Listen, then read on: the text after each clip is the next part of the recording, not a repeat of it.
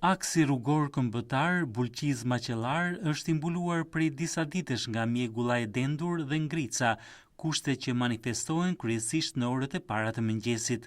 Prania e akullit në sipërfaqen e rrugës ka shkaktuar situata të rrezikshme për drejtuesit e mjeteve për shkak të mungesës së krikposjes në këtë periudhë ku temperaturat bien nën 0 gradë. Mjegulla e dendur ka kufizuar fushpamjen duke e bërë qarkullimin ende më të vështirë.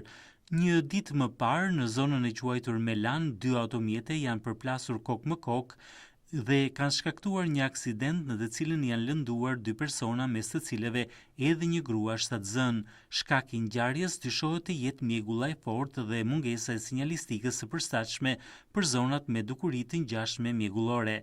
Autoritetet kompetente nuk kanë reaguar ende publikisht ndaj kësaj situate. Shoferët këshillohen të jenë të kujdesshëm gjatë qarkullimit në këtë aks, veçanërisht në kushtet e motit të keq dimëror.